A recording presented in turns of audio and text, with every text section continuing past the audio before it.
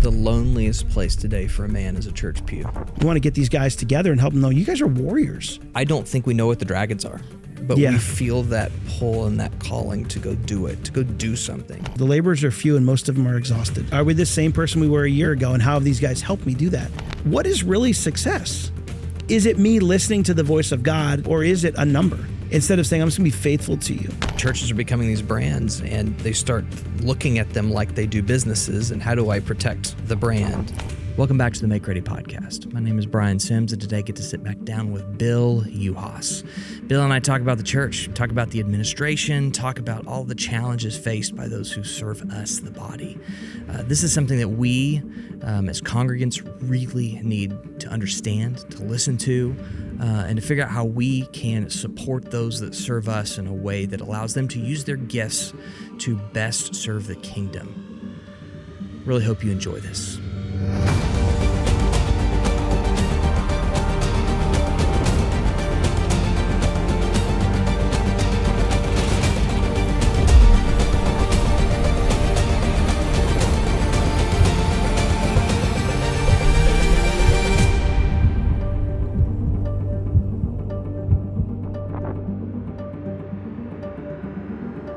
Bill Yuhasz. Bill is back. I'm back, man. I love it. Back, dude. I love being back here. All right, man. You said it's been a year. Yeah. So yeah, you pastored a church for a while. A pastor at the church. Yeah, I was one of the. You're one of the main pastors, and then a year ago went out, followed the Lord on your own, started Known Legacy. How's it going? You know, it's going good, hard. It's good hard. It's difficult. Yeah. It's been good. God's been faithful. It's funny. I know exactly what you mean when you say good hard. Yeah, like it's been amazing, and it's been terrible all at the same time. It's been a busy year. We really hit the ground running. Yeah. We really have seen God's faithfulness, but I think a lot of times you see that, and sometimes when people have interviews and they're like, "Oh, God's faithful," and then you think like it was easy. It's like no. And also it was really, really hard. Mm-hmm. It was like the most difficult thing that we've done. Have you gotten to meet anybody along the way that has just like really encouraged you? Like you've been at one of these events and somebody comes up afterwards and you're like, and they're just like genuinely, thank you. Yeah, actually that's what. Like fuel in the tank. Yeah, I don't want to like toot my own horn. Like I don't want to, that's not where I get it every time. Exactly. No. But there's been a list of guys that have been like, man, this has changed me. And they're like, how do I help this change others? So the response has been like, man, I've seen them change or encouraged. But then from there, I've also, man, we've seen God just do so much with them going, how do I take this to someone else? Mm-hmm. And so God knew what he was doing because I'm not that smart.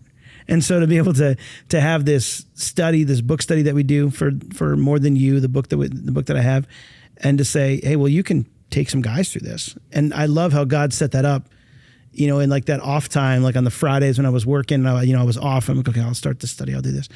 And, but then to see these guys now, like taking and going, hey, I want to work. I want to work with these guys through this. So it gives them something to do. I think, again, we talked about last time, guys are so tangible. Yeah. That they're like, what can I do?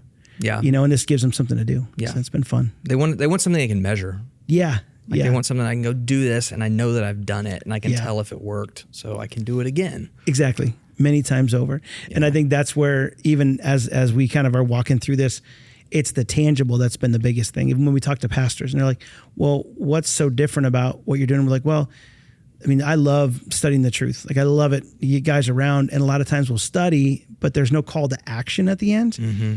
And maybe there doesn't need to be, but I think in the Old Testament and the New Testament, there was a very clear battle to fight. And it wasn't so much, this idea that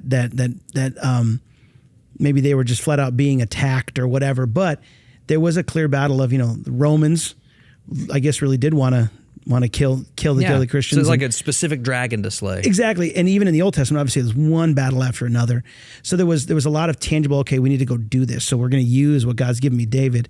It's like, man, I see the truth of God, but now I'm living in this, and so this idea of I'm renewing my mind on what's good. And Paul going, hey, know that, man, our goal is to reach these Gentiles for the sake of the gospel now. And so there's always a call to action where something around now as guys get together, as they get to church and they read, they read a study or they go through a study together, but there's like, okay, that was great. I'll see you next week. Or is it you who told me that the loneliest place today for a man is a church pew? I don't know if I said it, but it sounds really good. I think you may have coined that. Because I don't think, like what you said, I don't think we know what the dragons are. Yeah. I don't think we know what the dragons are that God's calling us to go slay, but we feel that pull and that calling to go do it, to go do something. Well, that longing for adventure, even Eldridge talked about it a lot in his book, this just the longing for adventure. And that adventure, sometimes we make it immediately think like whitewater rafting or whatever, which those are great. And there's nothing wrong with that, but the adventure of, man, I'm learning about something in the book of James. How do I then, I'm walking in a world of hopeless people. We might have talked about it last time on the pod, the last time that we were here. But this idea that when my son was younger, he really wanted to watch The Walking Dead. And I really didn't. But I was like, I have two options. We can watch The Walking Dead together, or he can watch it in his room on his phone at 8 o'clock at night or 10 o'clock at night. I'm like, let's just, because kids are kids. Wait, how old was your kid when he was like 14 or 15? Okay, he really wanted to. I'm like 6 years old in my head. No. Wow. Yeah, Bill. he was 5, and so he was like Bluey or The Walking Dead. No, but he really wanted to. And so you're at that point, you're like, he's adolescent. If you say no, and again, not like he's like uncontrollable, and I have a great son. He's an amazing man of God. He's who I want to be when I grow up someday right now.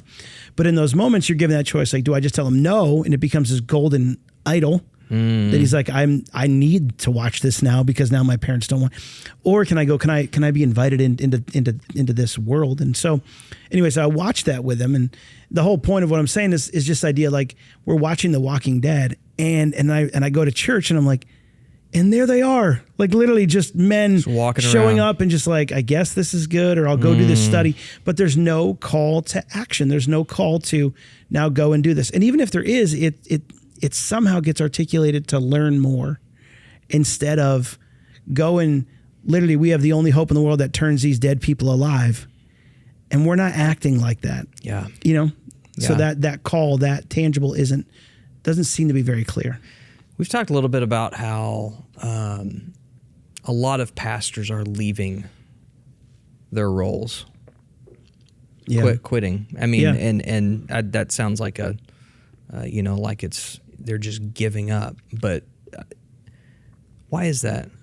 You're in that world and you've seen that. By the way, I don't see you having left that to start something else. Not as I just gave up. But I get it. Yeah. Yeah. But you've seen other guys do that. Yeah, I have, and it's sad. I think, this is just my perspective. There's probably a million perspectives. So anybody listening, they could give their own opinion as to why they think these guys are leaving. But being on that side for so long and having great conversations with a lot of godly men right now, I got 2 guys right now who are ready to call it quits.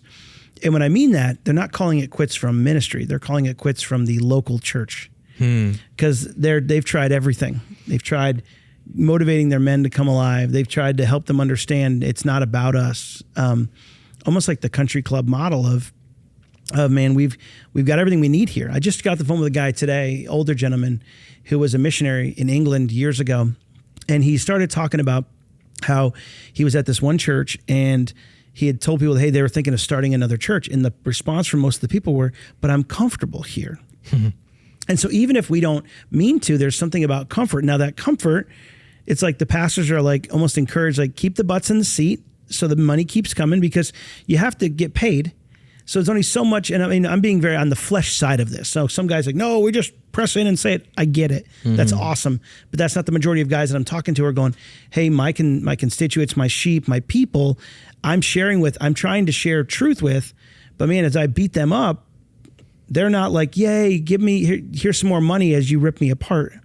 So it's trying to shepherd them without viewing the fact that you need the money and going, how do I do? And then eventually it just gets exhausting with some of these guys that are like, forget it. I could go to the business world and make money and I could actually serve people on a Saturday more effectively than dealing with these people who don't want to grow. Right. And I think it's misunderstood a lot of the time is they don't want to serve people. Like I'm just uncertain. No, they just don't they don't feel like they are. Yeah. Right? They don't feel like they are. And so it's like, I'm going to go do it somewhere else where I actually can serve people. Yeah. I've been having more conversations with pastors that I'm like, hey, the things you're doing just to give you a litmus, are your people more like Jesus now than they were a year ago? And a lot of them are like, honestly, no. They're the same person. Now and you'll have, a couple, this person and then this person they are. So there's always a handful, but I'm like, the general mob that you have, are they more like Jesus now than they were a year ago based on everything that they've been provided this year with great music and teaching? And these pastors spending 20 plus hours a week to try and figure out some creative edge to share the same thing they've shared for 40 years. And again, weary and well doing. Some of them just get weary and well doing and they're like, I'm out. And a lot of them are just like, I don't know how else to fix this Rubik's Cube that keeps on doing itself. And so I think that's why they leave. There's like, I don't know what to do. And then you got other guys. I mean, I got an amazing friend who was just given June as his last month at his church. And they're like, hey, we're going to give you this. And you got severance until June. And it's like, but didn't tell the church why he's gone. So now the church is finally kind of hearing why he's gone, and there's all these holes. He's an amazing man of God, but the pastor just didn't want to deal with him anymore. Didn't want to work with him anymore. They want to go in a different direction. And so he's like, well, you're out of here. And he's like, wait a minute, what? Like, my family grew up here, and having to walk through that. And you're like, and then you're like, okay, so I have an option. Do I go back into that world, or do I just find a job where people aren't going to fire me because of this? They're not going to let me go because of this and try to glaze it over like everything's good. Like the church thought he was leaving on his own. So now it's coming out. And so you're like, you're dealing with all those things with these pastors of just discouragement. And then we're like, man, the laborers, the thing I've been saying a lot over this last year, as I talk to a lot of pastors and a lot of men in the church, is the laborers are few and most of them are exhausted. And so it's like, how do we encourage them to see the bigger picture? And that's part of what we're trying to do in this, is say, we want to get these guys together and help them know you guys are warriors. That these pastors who have been there for 25, 30 years, have been there for 15 years at this point, that are like, man, I just want to serve God. And I don't want to fight with creating the good reels and how do I get better social media impact. And they want to just serve people, but they usually get steamrolled by church polity, by someone who sits in the seat on a Sunday. I'm gonna get a little rough here, but they sit in the seat on a Sunday and they make a decision in like a board meeting that they don't like something. And they're a big giver, and they can have some sway and some friends. And then this guy who loves the Lord and is doing everything he can is getting beat up, in the background for 6-8 months and trying to inspire this team. And all of a sudden people are like, well, what happened? All of a sudden he's gone. It's like he was gone 8 months ago when this guy was fighting him, but he's trying to lead his flock. And so there's a lot of discouragement. I hope that makes sense. Totally does. Well, but what is the polity going to do? Like what should be done from a congregant perspective? Like, how do you support your local pastor? I think, it's funny, when I was a pastor full-time, they had October was Pastor Appreciation Month. Your dad probably got them all those letters and cards, and they'd call them up. I've never heard of this month. Oh yeah. I don't think it's very old, but, you get a couple of cards and usually it's thank you or whatever. And someone gives you like a $25 Chili's card or whatever. But outside of that month, I could count on one hand how many times I got an email or a letter that said, hey, I just want to let you know you're killing it. You're doing awesome.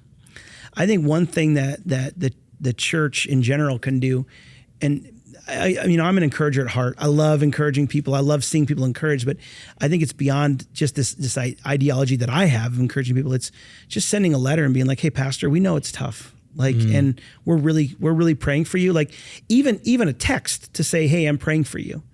That you're like, I acknowledge that you exist and you're making a difference. And I think that's one thing that will help these pastors move forward, because I think, it's like, could you imagine if these pastors every week or every month were getting something from someone saying, hey, I believe in you. They don't have to give them money. Like, I believe in you. I mean, you've made a difference in my life. And I think we don't do that enough, especially to our leaders who are exhausted, to say, man, you changed my kid's life. Like, you were their youth pastor.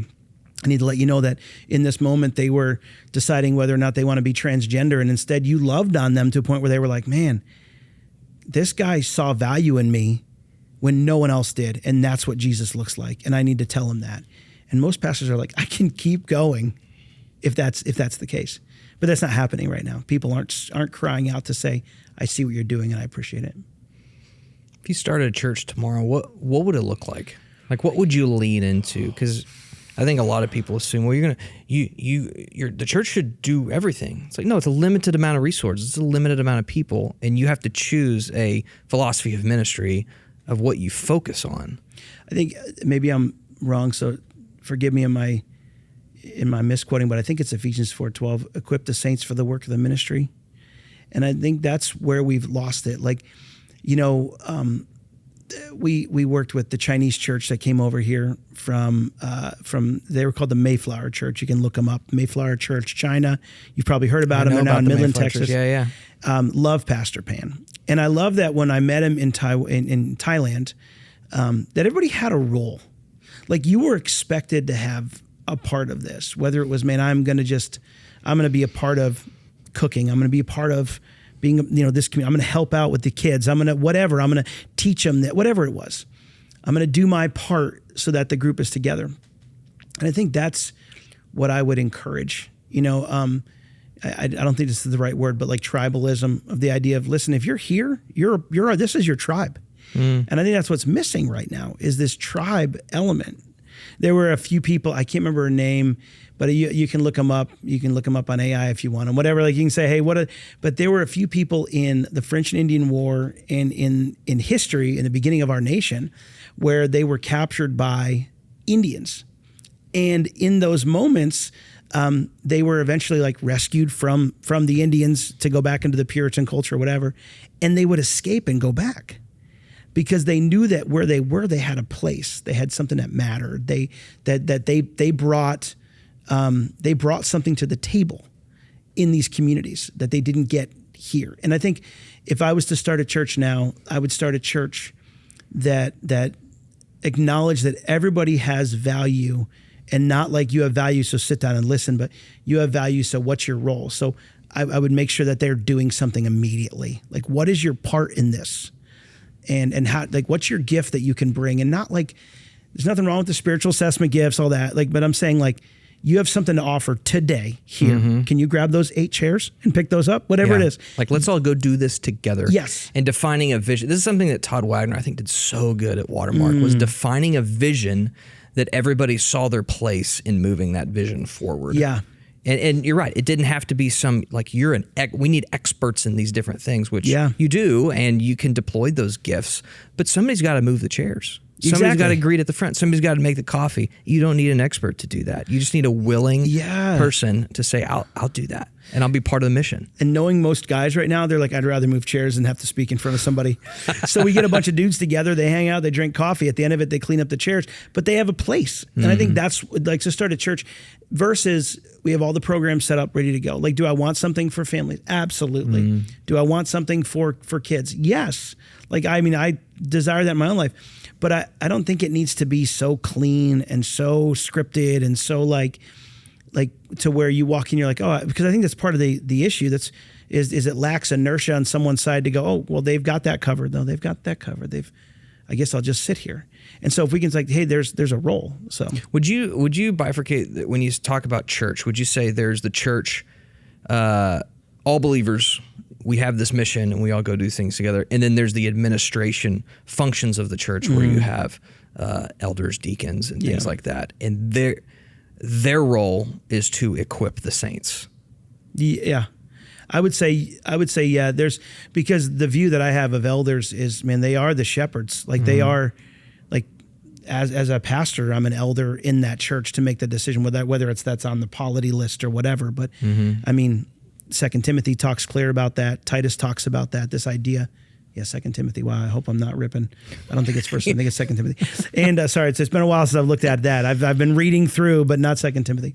But this idea of, man, who we are as leaders and elders is so valuable that man, if those elders don't understand their role, man, that's where everything falls apart. Well, it seems like so many people, especially with the seeker-sensitive churches out there, towards like, just bring us the non-believers and we'll do the work of the gospel. Yeah. Here. Yeah. But here, right? Yeah. Like, this is the show. Bring them to the show. Bring them to the show where we've optimized it to where it's going to do it for you. Yeah. And we'll collect the taxes and the government will feed the poor. And that's like the Scripture says that, man, we're the salt of the earth. We're the salt of the, we are the light of the world and the salt of the earth. And it's this idea that that's our job versus it being just the pastors. And somewhere we've taken that down. We have not accepted that. Imagine what the world would look like if that's what believers are doing. Yeah, if they were on fire for Jesus. Yeah. And when I mean that, it's not just sharing the gospel and being offensive. It's like, let me take you out to coffee. Let's have you over to dinner and just get to know you. Mm-hmm. But then if everybody did that, man, the load that was later, and they're thinking, well, the pastor has to do that, the pastor. And so I think that's why a lot of these guys are like, you don't even get what I'm trying to share with you every Sunday. And so you try to break through that. I think that's why a lot of these guys end up quitting and leaving, because they're like, I could do that somewhere else, or I could do that with my grandkids. Like we talked about, like you guys who have done these ministries and they lose their families over these things. Mm. And they're like, well, the inherent good is I'm speaking life to these families, and they call me at 2:00 in the morning and they're about to call it quits and there's a fight. And so I'm going to go there and see them. But then I'm leaving this family that I am called to minister. So it's that hard battle where imagine if everybody was doing their part and they called Joyce instead of you as the pastor, and she's over there at 2:00 in the morning doing the same role that you could to share life with them and just hear their story and pray with them while you're napping next to your wife, And I'm like, there's value in all that. And then Joyce walks away, whoever Joyce is. Joyce, I'm grateful for you right now. And so Joyce sounds pretty effective. Pretty effective. And so, but then she goes home and goes, man, God used me today. Mm-hmm. Versus like, well, the pastor who already is being used by God consistently. Like that's the stuff. Like that's the kind of church I'd want to be a part of. That preaches the gospel very clearly. It's like, because again, John 14:6, Jesus is the only hope in the world. Mm-hmm. And so we share that hope as salt and light. And we're like, you got to see what I get every week. You got to be a part of this. And it's messy. It's not as clean as it should be. I remember walking through some stuff, and I would say the truth leads to peace, even if it leads to death. And I think a lot of churches are trying to manage their cost of saying something out loud, like, hey, this happened to this pastor, or hey, this situation happened, but we're gonna downplay it, send it out in an email, or we're gonna, this situation happened, instead of just addressing it on a Sunday morning and thinking, wow, what do we do? Like, I'm okay with that, and I'd rather have real damage control. I'd rather have someone leave the church because of a real issue, like, hey, this guy fell into sin, we had to pull him down, we're dealing with it. We're hitting it just hitting it head on, and we're going to walk through this as a church. And if someone leaves because of that, good for them. But most people are going to go, oh, they're just as broken as I am. Let's walk through this. And I think that's the kind of church I'd want to see. It's the kind of church I want to have. Well, it seems like most people leave in churches because of lack of information around a lot of these things. Yes, I would agree. It's a lot of crisis management. You said it. It's a lot of brand protection. Yeah. Because these churches are becoming these brands, and they start looking at them like they do businesses, and how do I protect the brand, the thing? Yeah. And I mean, our society's set up for that. Like, if you get on social media for 5 minutes, it's like, here's how you can, garner strategic leadership at your church. Here's how you can 10 ways to whatever. And none of that is inherently bad. No. But I think it creates a narrative in us that makes us believe that this is what success looks like. Versus, I have a pastor who he was in the ministry for over 40 years. His name's Duke Herget. Love this guy. What a great name. Yeah, he's amazing. Duke, he's amazing, and he is the one who really discipled me. He led my mother to the Lord. My first church that I served at was under him, and amazing. He built a church in the basement of a bank in upstate New York, and man, eventually had land, things like this. The church grew, and when he left, man, he just kind of gave it away. Here you go. Like, you can have it. And so he's not even up in New York anymore. He actually felt the call to leave, sold his house and left. And he's always going to be pastor emeritus up there, Pastor Duke. But the thing I love about it is at the end, I got to watch his going away service online. And I remember the new pastor who he took over for the youth ministry when I left there 20 plus years ago. And he said, man, he goes, I think 44 years of ministry. He goes, and 0 scandals. And I'm like, yeah, that's success. Like, nobody cares. He birthed churches from there, and he dealt with so many people and helped people grow and understand. But the biggest thing was, man, he saw that it was the Lord's, And his growth process was, God, help me to honor you today. And I mean, I learned so much from him about just take the next step. And I remember when I was in Bible college, I called him up one time. I was a super magnanimous new preacher boy kind of thing. And I said, what do you think about dichotomy versus trichotomy? You know, trying to all those things. And he said, I'll make it really simple for you, Billy. He goes, Jesus loves me, this I know, for the Bible tells me so. He goes, keep the main thing the main thing. And I was like, and so here I am like with this pad. And I'm ready to write it down. It's like, I've got a lot more room to write. Yeah, and I was like, okay, thank you. It changed my paradigm. And I've struggled with what does success look like? I mean, I love Maxwell. I love doing all like reading all that. I love learning about it. But there's that line, like you said, like, what is really success?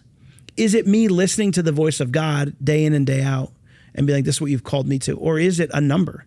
Mm-hmm. Is it an amount of people in the seats? Is it a $1 million budget? Like, what is the thing? Instead of saying, I'm just gonna be faithful to you. And man, if that means that I die for my faith, I mean, that's a hard pill to swallow. But if that is that faithfulness, just to go, God, I'm gonna trust you in this. I'm gonna be obedient. So I guess that's kind of where trying to define that success. How do you balance the God will fund his mission? Period. He will fund his will. Yeah. I'll put it that way. But we're also not called to do nothing. Yeah.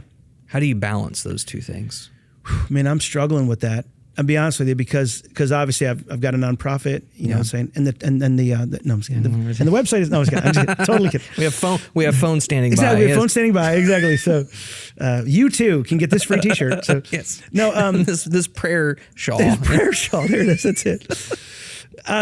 Sorry, they probably already shut it off. They're like, we're done now. We're done. No, I've been walking through them myself because you're like, what does success look like? And I'm at the point now. I'm like, God, I just want to be where you are. Like, I just want to be where you are. I want to listen to your voice, because here's the thing: if I can control what I can control, which is, am I living in sin? Yes or no? Am I honoring you with what I say right now? Am I honoring you with what I do right now? Okay, that's really it. You know, Scripture says his word is a lamp to our feet and a light to our path. You know, this idea of Psalm 119, 105, that I can take the next step, and in this next step, I can honor God. Mm-hmm. And if I do that over the course of, you know, even this last year, I'm like, wasn't perfect. I had times of frustration. I had times of great joy. And I was like, man, I'm seeing God do stuff. And I'm like, oh, that didn't work out like I wanted to. And I had all these expectations. And now I'm like, I just want my expectation to be like, can I honor you today? And I do the right thing. And I believe that if we do that, God is going to take care of us. If I'm like, I'm staying away from sin, man, I'm loving my wife. I'm not being a jerk to her, spending time, whether it's laundry or dishes or whatever, and serving her needs the way that I need to do that, and loving my kids and honoring the Lord, giving him my time. Man, we're doing the right thing. I think that's how we know. Then we look back in 6 months or a year and we're like, okay, every day have I said, God, this is yours. Help me to honor you. Now, have I failed? Yes, a lot. Have I gotten frustrated? Absolutely. Like, I hate 75 because I feel like that is where Jesus like jumps into the sides, and it's just Bill driving. You know what I'm saying? Like, so I'm working on that. But in these moments, I'm like, how do I honor you? And if I look back and I'm like, okay, I've honored you today. I've stayed away from sin. I've focused on you. And I've said, this next step, let me honor you.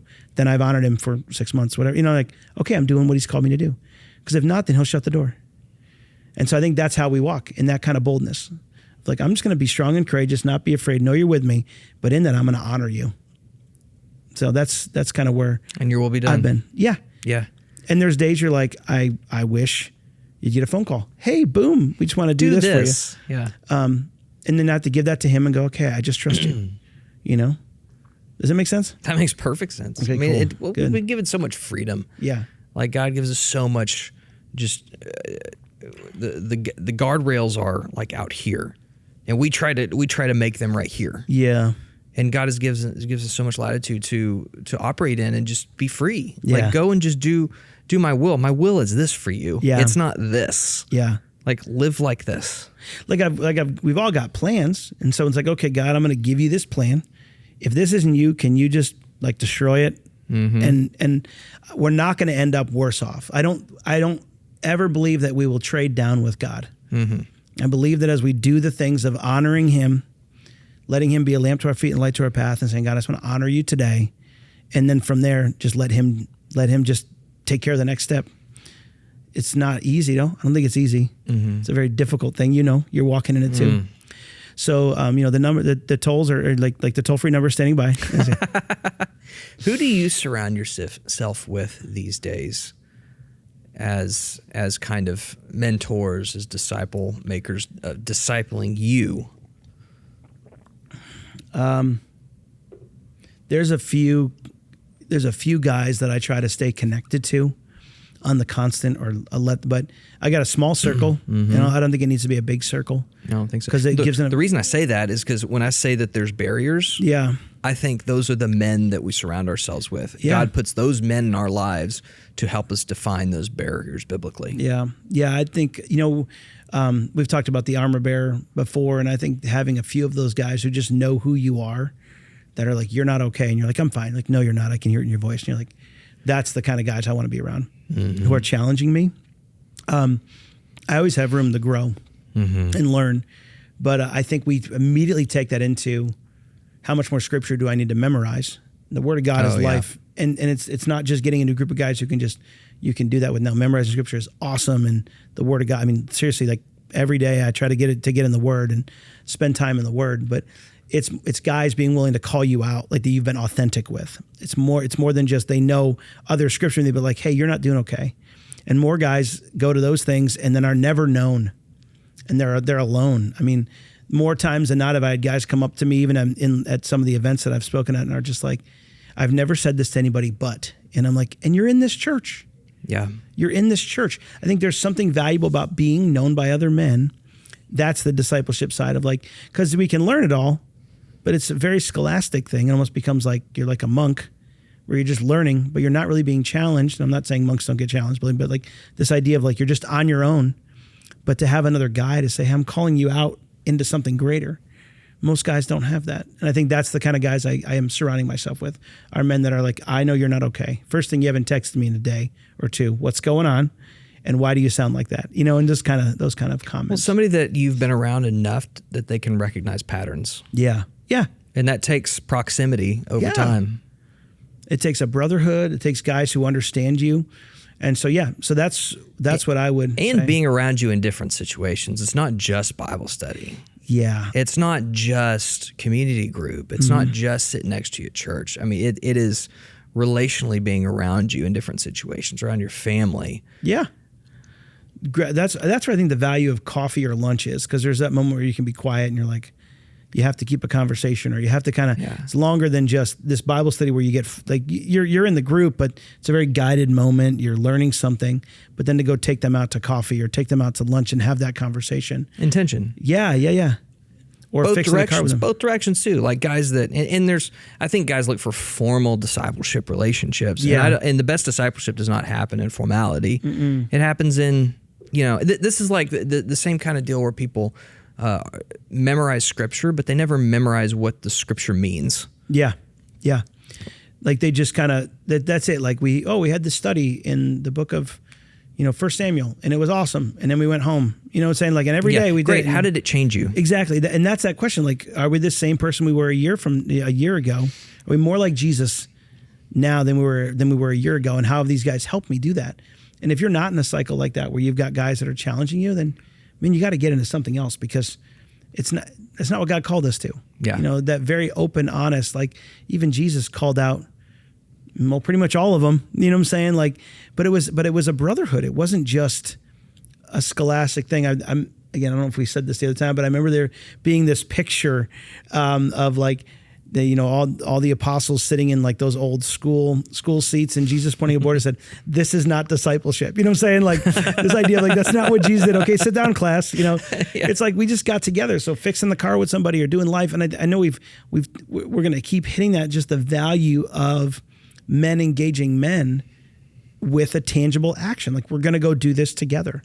How do you see that happening in a digital age? I'm not seeing it happen enough. I really do. I feel like... do you think the digital age is really shutting that down? Social media is... personally, I feel like it is, because I think then we give excuse that we don't have anything to offer. And then that becomes appeal, like this whole idea of whether it's, again, and I guess to some degree, while these guys are gaming, they could spend some time, talking to each other. It's an element. It sure, is something, I get that. so it's not wrong, but there's something about getting your hands dirty and seeing a physical project accomplished. We Known Legacy, we did we helped in the community a couple of months ago, and we put together some like picnic tables. Well, I just put it out there, said, hey, anybody can help. I had like 15 or 20 people show up. They just wanted to do something. It didn't take long, but they're like, man, they were putting these together, and there was a sense of accomplishment of like, hey, we did that. And this is helping somebody else. And you're like, man, we could have easily done it on our own, but we invited these people into this mission. And they're like, okay, what do we do next? It's like, how do we do that? And so I think it's getting these people in, because then they're all cracking jokes the whole time and getting splinters and stealing each other's, screw guns and all this kind of stuff. And there's stuff going on, but it's activity. And I think there's value in that. I'm not seeing that enough in this digital age where it's like, we're going to go do this, like whether it's a meetup and we're going to connect and we're going to be on mission together. Well, and I think the social media can supercharge that. Like, I think it can be used to do those kinds of things in ways that you've never been able to connect people. One of the dangers I see in social media is just the fact that it shows a lot of people just through their marketing department. Yeah. Through their ideal of themselves and what they want to post. And you see, and you start to believe that, there are, you follow enough pastors out there that are really good at social media and really good at communication. And all of a sudden that becomes your bar. Yeah. Like, I need to be that good at communication, or I need to be that, I need to be that funny or that witty. That like witty. Yeah. And you realize you're not. And so you're like, well, what do I do? Yeah. And when it comes to pastors, I think that's a huge thing. Cause I mean, I talked to my old pastor about this, that I was just at the other church with. And he said, he goes, if they want a better speaker or better music, Bill, because it was me and him, I was like, hey, if they want better worship, they can go online. They want better, but I don't think most people come to the church really for that. I think there are some that do, but I think most of them come at the core of it because they want to be known and they want to know others. And so I think these pastors who feel like, man, I don't have enough to offer, I'm like, well, the people in front of you, there's value that they obviously have take from you. And I think it's because more you know their name and you said hi to them this morning, because if not, they would be home doing nothing. I think one of the fears of being vapor and then having nothing to offer this world when you die is a very scary thought. And so I think as a pastor, we have a desire, even as just an individual inside a church, to go and speak life to someone that we may never see again, or man, I think for them to be able to have this moment to go, hey, I'm gonna just go and engage someone in conversation and share what I think about them, and and the fact that they're valuable, that they have something to offer. And I think we don't make that the success point as much as we do clean speaking and the show. In the show. And so, and again, I'm not trying to just rail on the show, but I struggle with sometimes how much the show becomes the most important thing. Because even in church, you're like, well, Sunday's coming around again, so then everything gets prepared for Sunday. Like, okay, I got to get this done, and then I got to practice, and we have this for music, and then we have to this, and then we're speaking, and now we got to get this example and this, and now the stinger's got to be there in the minute, the countdown. So you spend all this time on this, and then the person walks in, and they're like, I care, but not as much as when you came over and said, hi, how's your daughter doing? You know what I'm saying? How's your mom feeling? I know she's in the hospital. That mattered more than any message could ever be. You know what I'm saying? Yeah, and social media has supercharged that. Yeah, exactly. It's supercharged that. And even on the discipleship side, it's made the, a lot of guys are in the valleys and they're looking up at the top of the mountain going like, oh, well, that guy, I should be like that guy. That guy needs to disciple me. And if I can't find somebody like that, then But no, you need to find somebody who's right next to you in the valley, and you need to find somebody that's 2 steps ahead of you that may still be a little bit in the valley. Yeah, and you even going back to the social media stuff, you made a good point that there's something in that. I think inherently everyone gets online hoping that somebody else liked the video, or hoping that they get enough hearts or whatever, that ergo that they would feel they're valuable, they're known. And so me and my wife, we've had a lot more free time. My daughter's, she's working now, and so we're kind of in this weird semi-empty nester. Like, she's 16, but like it's like I'm gone. We're like, oh, so do you want to catch up on a show? Do you want to hang out? And so we, for some reason, have caught ourselves watching a bunch of these documentaries on like YouTubers and all this kind of stuff and just the behind the scenes of all that stuff. And I'm like, so far, all of them have just shown me that this is a big waste of time and you're going to die. You know what I'm saying? Like, it's like, how do you reconcile that? But it seems like there's this pursuit for this and there's all this loneliness behind it. And it saddens me. So it doesn't seem like it's producing what we want it to produce anyways. Yeah. You know, social media wise. How's social media been with parenting adolescents? Difficult. Yeah. I think because for us, it's like, and thankfully we have a good conversation with our kids. We've had really good conversations where we're not the other side. We've just given it to them, but we're like, okay, we'll let you, like we kind of invade their social media and like, hey, what does that look like? Because I don't know if there's a practical, I mean, there's all the proof of like, hey, this hurts them at 12 or 13, or this can really affect them. But then I'm like, is that because they just scroll for hours and we're scrolling for hours next to them? I know, it's super abstract. Yeah. And so we kind of jump. But I think for us with the social media thing, it's been difficult. We've regulated some of the stuff when our kids were like younger, but they're not stupid. Like they'll find some backdoor app that lets them look at everything, and then you look at their phone and it doesn't go on their history, and you're like, how do I don't like, they're so smart that I think the only thing we can do is start from a level of trust of like even with us, like when our kids, you know, like I said, my son's 19 now, he's at college, he's going to graduate this year, and it's crazy. And my daughter's 16, man, just yesterday she had a Bible study at the house with a bunch of girls. So cool. You know, you're like, yeah, these are who I want to be when I grow up. You know, these kids are amazing. And we're like, I look my wife, I'm like, I think we did something right. I don't know. Just crying in the background. I know, we're like, oh my gosh, we're going good, just watching you. And so, I mean, the thing for us, you know, we tried to invade with love. So we've been saying like invade with love, like all those things with social media and like trying to, cause they're going to find a way to look at it. So you're like, how do you combat that when it comes to our kids and social media? But I think the more that we can speak, like we get about the average was if your kid goes to public school, you get about 3,000 hours a year, not including school and sleep, to engage your kids. And so by the time you get about 40,000 hours, they're about 14, whatever. And that peer group just gets so loud and they're so obnoxious. And like, as in like, it almost like it drowns out your voice. Doesn't mean you still don't have the authority. It means it drowns out your voice. It's harder for them to hear you. And so we really wanted to wait as long as we could for social media. But then once we gave it, it's like, hey, what are you seeing on there? Like, kind of like, hey, come on up, let's see it. And so again, I think that's been a difficult thing in trying to regulate how you love through that, because what age did you give it to him? So we were a little different. My son, we gave it to him. We gave him a phone earlier because we moved from Midland to Allen. And that was difficult because we really like didn't want to, but we also were like his whole friend group. How do we do this? And God was very gracious, and we spent a lot of time praying over that. Like literally, like, God, can you like please protect this? Like it was like you're handing him something very dangerous. Holy water on the phone. Exactly. Yeah. He was like 12, and we waited on my daughter until she was 13. And really, we didn't wait on the age. We waited on a responsibility. Like, if you can show us that you're responsible, then we will. And then we did this. We said, we're starting with trust. We're assuming that we can trust you. And that, I think, changed the paradigm for us. We're like, we trust you. We're seeing that we can trust you. So, I think they thought that we could look at everything on their phone, the minute we got it.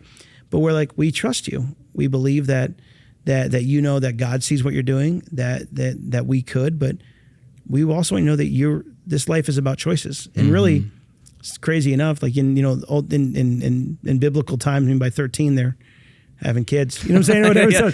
So you're like, pitching their tent right next to yours. Exactly. So I'm going, okay, so we're just going to start with, we tried something different. We're just going to start with trust. We're going to say, we trust you. Here you go. We want you to make wise choices. And I believe it caused them to go, I don't want to lose this trust. Like, I don't want to lose what I've got. So even when something went wrong, and something even like, I remember one time, I think something came up on a site that was like, shouldn't have. And I think it was a little bit racy. And so my son goes, hey, I just want to know this just came up. And I'm like, okay, cool. Like immediately. And then his sister kind of took soup, and I was like, hey, I just want to let you know this happened. like before we even had to find it. You know, it's like that thing where like you try to hide it from your parents. Like mine was, they were like, no, we're going to tell you guys right now. So you instilled in your kids that trust is more valuable than anything that they could see. Yeah, I think I online. Yeah, I wasn't that smart, but yeah, that sounded better. That's fascinating. Like, how do you do that? How do you instill that trust is so valuable, like that it's a thing, and that when you lose it, like it's gone? It takes so much longer to build it back than it does to lose it. That's we kind of did that with them all the way through their life. Like, we trust you, and so we don't want you to lose this. And so far we haven't. They haven't lost it, and we haven't, unless they're really good at something that I don't know of. But man, we have great conversations, and I think we're really trying to keep the conversation open. An idea of, I know that it's my kid, okay, but they're also God's child, and so there's that moment of like, we're not trying to be cool parent, but it's also like, you are, you know. So when my son was 13, we did a sword ceremony with him. And so what's a sword ceremony? It was kind of cool. Awesome. So what I did was we did a ceremony where I bought him like one of those, like the sword from King Leonidas has in 300. Oh yeah. So we watched 300. You know, there's had to fast forward through some stuff. But anyways, overall the fight scenes are cool and all that kind of stuff. It's a dude's movie. And then like the next weekend, he didn't know this was happening. On his 13th birthday, I had a bunch of people come over, a bunch of guys from our church. And I had a bunch of my mentors write my son a letter, you know, like say, hey, this is what, you know, your dad wanted me to write you this letter here. Like, what's the wisdom that you would pass down to my son? And I gave him all those letters where he could read them whenever. I had this whole script. I've got it actually. I've had some other guys who are like, hey, can we use that? Sure. And so we basically did this thing where at that moment at 13, we said, listen, I'm your dad, but you have another father in heaven who wants to talk to you too. And I can't force that relationship. And I'm going to say it wasn't smooth like the next day. Then he was like reading his Bible, you know, but like, we're like, you have an opportunity to hear from God in a way that like, I wanted to kind of like, you know, Gabe, hey, this is God, this is Gabe. You know what I'm saying? Like that kind of passing off. And not that we needed that much, but this idea of now it's on you at 13. And then from 13 to 18, I had time to walk with him through situations so it's almost like saying, I recognize that you're a man of God now at 13, because that's when everything happens. The hormones, I mean, like by the time I was 13, pornography, alcoholism, all those things were hitting me hard at that moment. But I had no one saying, hey, you're responsible for your actions. You are a man now. And so we did that. And with my daughter, we did the same thing at 13. And we bought her a little dagger and kind of was like, it's small, but it's powerful, just like you. And you are a woman of God. And so you have a choice to hear from God. So again, that trust thing, like, so I'm trusting that you can make this choice. Now we're there the whole time. It's like the eagle who kicks her baby out of the nest and they're flying down under, like just right above him, where they make it uncomfortable for that baby eagle to fly. I mean, for that baby eagle to stay inside the nest. They kick out all the stuff keeping it warm. Like, you need to fly. And so we're trying to give that opportunity where it's flying, but then right over it, that eagle's ready to grab that baby at any moment and save it. And we're in the same boat. We're like, but if we did it at 18, we've lost all that time for conversation. And so there's something valuable. Again, that 40,000 hours, 13 years old is about that 40,000 starts. But then we've made it like it's you and God, and you almost like restart that conversation. You've invested enough. So that's what we did. So yeah, I had some guys come and pray over him. My daughter had some of the ladies from church come and pray over her. And my wife kind of cast that on her. And we're just basically saying, hey, we're casting your relationship with the Lord on you right now. So it's not mom and dad's faith anymore. It's yours. Yeah, exactly. Where'd you get a sword? I think it's like movie swords or something like that. Oh, like, so it was legit. It was like a legit, like big metal. Like, yeah, like, I mean, it wasn't super sharp, but if someone came in the house at 10 o'clock at night, breaking in, and they saw that sword, it would still hurt them, I think, pretty bad. So, it's home defense. Exactly. Yeah, I think somebody would run away pretty quick. Pretty fast. If you saw it came in and somebody wielding a sword. Wielding a sword. But yeah, so we did, I mean, they weren't that expensive either. So but we did that, and it was just a symbol. And I think there's something valuable, again, tangible. It's tangible. I'm handing this to you. I see it. So then it sits on their wall. It's like, where'd that come from? Oh, well, my dad did a ceremony where, like he said, I was a man of God at 13, and now I have to listen to God. You know, and so so that's our hope, is that if we can build that element of trust in there, we've got this time with them to then walk with them when they have questions and go, man, there's not ever a bad question. Like, why do you believe in God? Why do like whatever, like walking through all those, but then you've just said, hey, it's your relationship. We'd love to talk to you about it, but it's yours. So I love that. And I love that. So far the fruit has been good. How has your relationship changed since then? Like, how would I say it? Was there a real defined difference between how you treated them before that and after? Yes, and a lot of people wouldn't probably agree with what we did, but like, here I am in ministry. So, there's those Sunday mornings that sometimes they didn't want to go to church. And you're like, you know what? The conversation I have at that point was, hey, this changed me and Mom's life, but I'm not going to force it on you because it changed us. And so, so then as you're walking away, like, so you don't have to go today if you don't want to. Like, and some parents are like, no, you need it. It won't return void. I'm like, no, it won't. It won't return void. But man, there weren't many Sundays that they didn't come with us because I think we're like, listen, this changed us. You don't even understand what we went through, guys. Like, we both broke up. We both grew up in broken homes, and we saw Jesus rescue. And I guess it's hard for Generation 2 to be like, everything was good. And, when I mean everything good, like, my parents are together and they don't fight all the time. And they spend time in the Word and all this kind of stuff. And they speak life to each other. And I'm not that great of a husband. And so, but I mean, like, but there's those moments where, like, it wasn't as chaotic as our families were. And we love all them. They're amazing. But I mean, like, this is just the reality of a broken home. And so they didn't have any of those negatives, but we're like, listen, this changed us. So this wasn't a joke for us. So if you don't want it, I get it. But man, I hope that you would give it a shot. And the minute that we're like, so we're going to go, you take it easy. And they leave and they're like, why did I stay home? That kind of thing. Like these two love me, they're for me. And it changed their life and I can see it. But now they're wrestling with that all during, here's the sword on the wall or whatever. And they're kind of processing through all that. But they're coming to their own. I think 13 to 18 is so crucial to give them an opportunity to be like, because they're still under the roof. So you have plenty of time to continue to speak life and go, man, I'm noticing you haven't been here. Why? What's your why?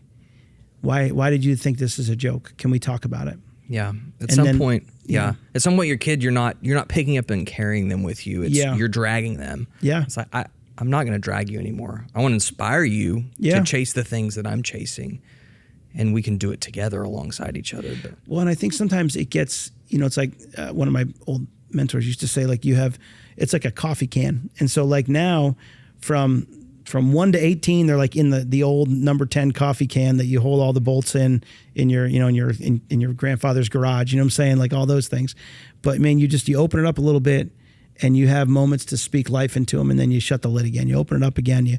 These moments of like, okay, I don't want to go to church. Okay, I get it. So because they know you're going to go, dang it. And so then the lid stays off the whole time. But then when they're 18, the lid comes off. Yeah. And they go to school and you're like, they've never processed anything.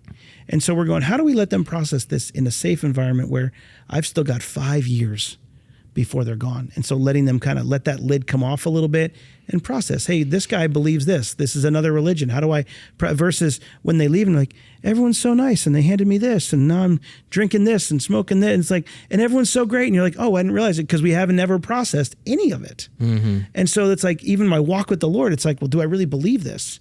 And now it's unadulterated and they're out till 3 o'clock in the morning on a Saturday. And like, oh, are you going to church? You should go to church. It's like, sure, Mom, whatever, sure, Dad. But now it's like, it's already off and everything's off. So why not give them time to process while they're under the house? Do I really believe that there's this God?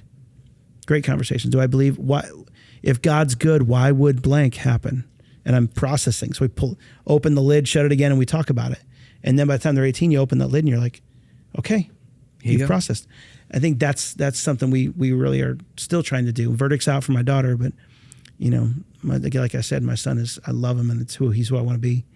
So I think there's all of this that again, we're not perfect parents, but I mean, man, we've seen fruit from what we've done so far. Man, what a blessing. God's been faithful. So God's used you, man.